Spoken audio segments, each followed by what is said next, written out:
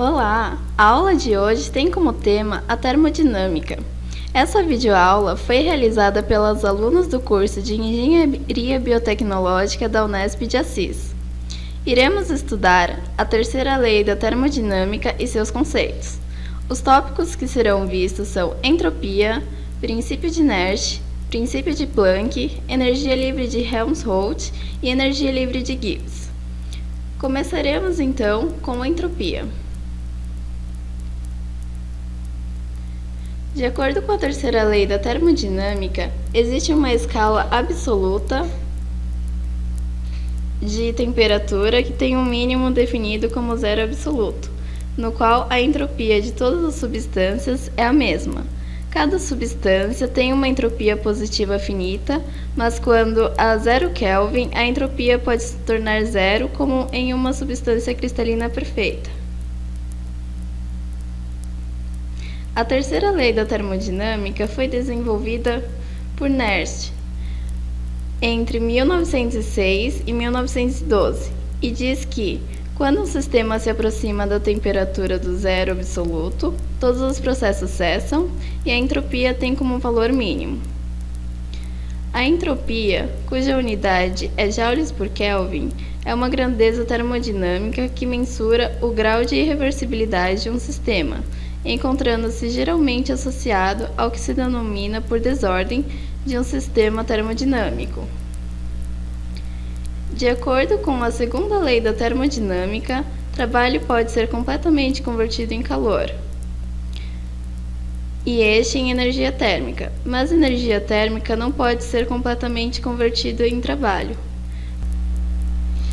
A parcela de energia interna de um sistema em seu equilíbrio termodinâmico, que não pode mais ser convertida em trabalho, a temperatura de equilíbrio, pode ser determinada pelo produto da entropia S pela temperatura absoluta T do sistema no respectivo estado, encontrando-se disponível a execução no trabalho apenas a parcela A.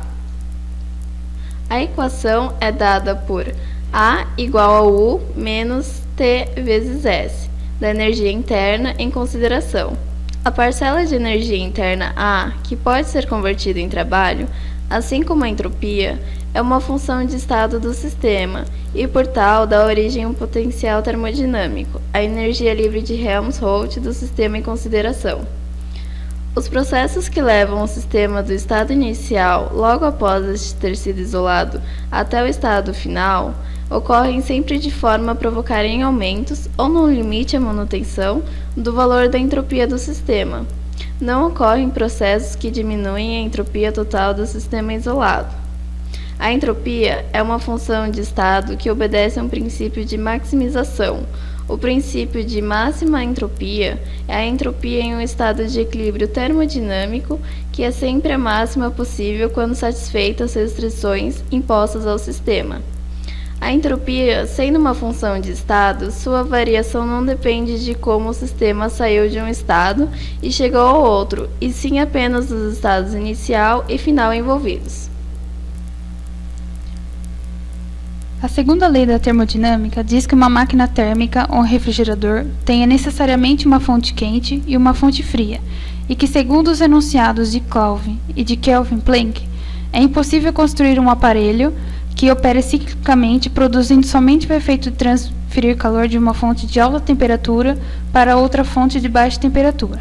E é impossível também que este aparelho tenha como único efeito a extração de calor de um reservatório e a execução de trabalho integral dessa quantidade de energia. A fórmula da eficiência é dada por trabalho dividido por calor da fonte quente. Em referência à primeira lei, esta diz que a energia total transferida para um sistema é igual à variação de sua energia interna, ou seja, em todo processo natural, a energia do universo se conserva. A fórmula da energia interna é dada pelo calor menos o trabalho. Um aumento da entropia representa em tais sistemas uma medida da energia que, oriunda da fonte quente, poderia ter sido aproveitada na forma de trabalho, mas não o sendo, foi simplesmente desperdiçada como calor na fonte fria, tornando-se doravante disponível para produzir o trabalho citado. Assim, o aumento da entropia, e portanto da desordem de um sistema, Significa transformar parte do movimento ordenado das partículas de um sistema, que poderia ser usado para fazer trabalho, em movimento desordenado, não associado ao trabalho.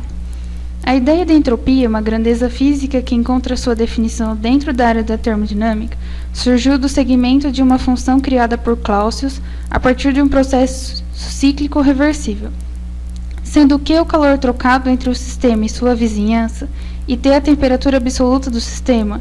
Em todo processo reversível, a integral de curva dq sobre t só depende dos estados inicial e final, sendo independente do caminho seguido. Portanto, deve existir uma função de estado do sistema S igual função de PVT, chamada de entropia, cuja variação em um processo reversível entre os estados inicial e final é dada por ΔS igual à integral de dq sobre t. Para calcular a variação de entropia de um gás ideal, utiliza-se das seguintes equações. Quando a temperatura for constante, usa-se a fórmula 1. Quando a temperatura for constante e o volume for variável, usa-se a fórmula 2. Quando a temperatura for variável e o volume constante, usa-se a fórmula 3. As unidades utilizadas pelo Sistema Internacional estão abaixo. Um processo reversível é aquele em que um sistema, uma vez atingido o estado final de equilíbrio, não retorna ao estado inicial ou a quaisquer estados intermediários sem a ação de agentes externos. Já um processo reversível é aquele que pode ocorrer em ambos os sentidos, passando por todas as etapas intermediárias, sem que isso cause modificações definitivas ao meio externo. Todo processo ideal é reversível e todo processo real é irreversível.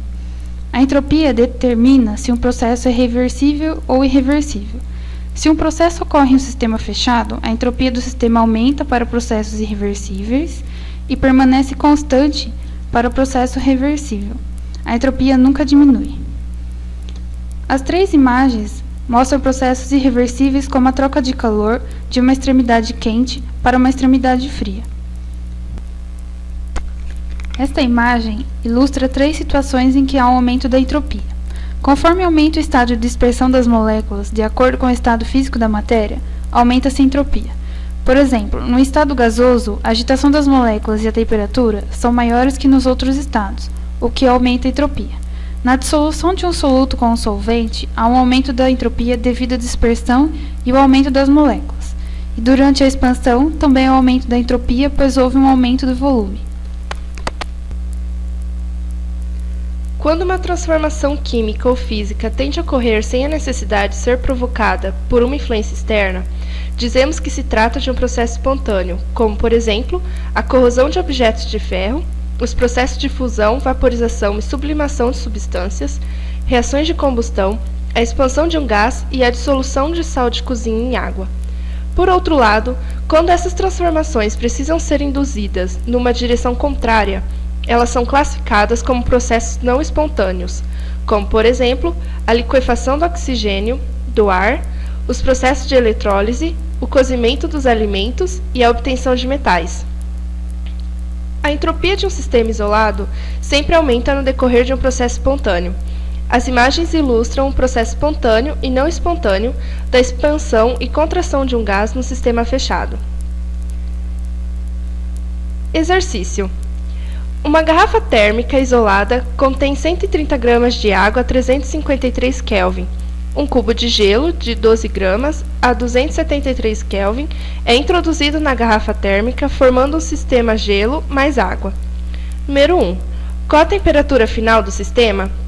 Para o cálculo, usaremos as fórmulas do calor, utilizando para calor específico da água e do gelo a fórmula Q igual a mc∆T. E para calor latente do gelo, Q igual a ml. Fazendo as devidas substituições dos valores nas fórmulas como mostrado a seguir, e igualando as duas fórmulas do calor, chega-se à temperatura final de 338,8 Kelvin. Número 2. Qual a variação de entropia do sistema? Para o cálculo da variação de entropia, utiliza-se a fórmula da entropia com temperatura variável para a água e, no caso do gelo, as fórmulas com temperatura constante e variável. Calcula-se as entropias da água e do gelo separadamente, como mostra-se a seguir.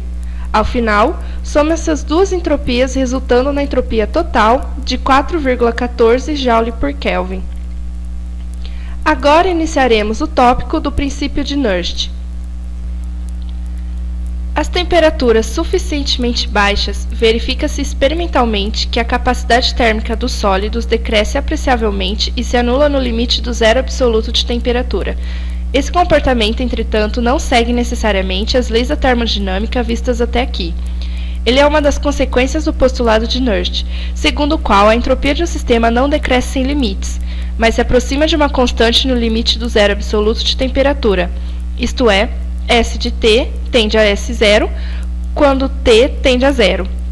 De acordo com o postulado de Nernst, a entropia molar S de um sistema se aproxima de um determinado valor finito, S0, no limite T tendendo a zero, e que, além disso, S0 é independente das variáveis termodinâmicas, ou seja, uma constante. Agora iniciaremos o tópico do princípio de Planck. Entretanto, Planck postula que S0 tem o mesmo valor para qualquer substância em equilíbrio termodinâmico, atribuindo então o valor zero à entropia no zero absoluto. Portanto, o postulado de Nernst, acrescido do postulado de Planck, que denominamos princípio de Nernst-Planck, é a terceira lei da termodinâmica, diz que S de T tendendo a zero quando T tende a zero para qualquer substância em equilíbrio termodinâmico.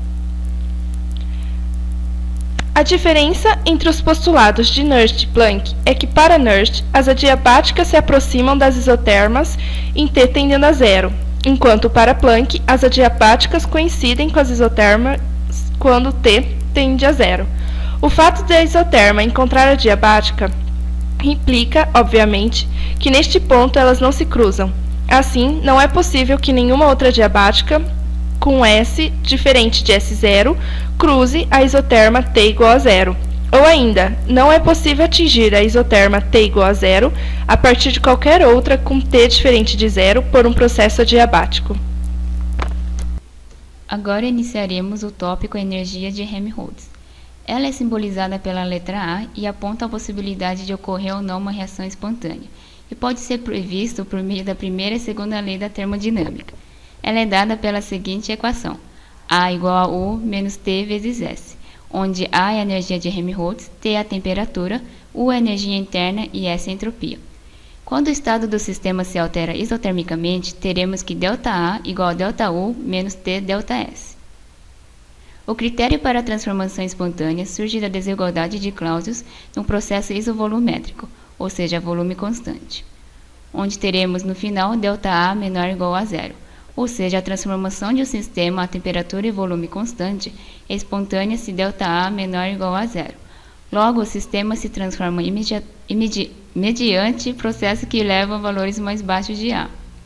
Além disso, a sua variação é igual ao trabalho máximo, associado ao processo. Por isso, a energia de Helmholtz é também conhecida como função trabalho máximo ou função trabalho. Para demonstrar, combinamos a desigualdade de Clausius com a primeira lei da termodinâmica, onde temos que dW máximo menor igual a ΔU menos T ΔS. Por fim, a temperatura constante, teremos que dW máximo é igual a ΔA. Nota: a igualdade vale para a transformação reversível. A volume constante e temperatura constante, a energia livre de Helmholtz nunca aumenta. O estado de equilíbrio corresponde ao mínimo dessa energia. Agora iniciaremos o tópico energia de Gibbs. Essa energia também é capaz de predizer a ocorrência ou não de uma reação espontânea numa certa pressão e temperatura constante. E para isso, basta verificar a variação da energia de Gibbs.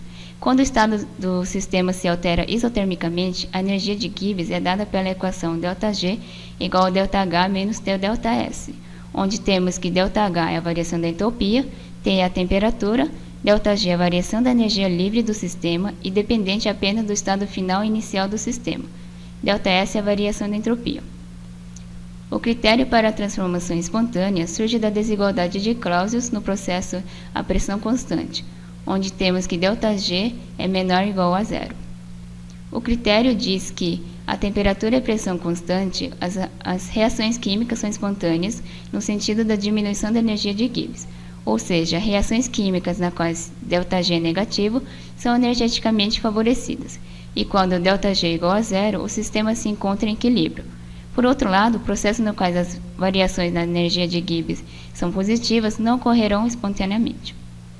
Para finalizar, uma das diferenças entre essas energias é que de Helmholtz contém o termo energia interna U, enquanto que o de Gibbs contém o termo entalpia H. Além disso, a energia de Gibbs é mais comum em química do que a de Helmholtz, pelo menos na química do laboratório, pois os processos se realizam mais comumente a pressão constante do que a volume constante. Aqui estão as nossas referências utilizadas e muito obrigada!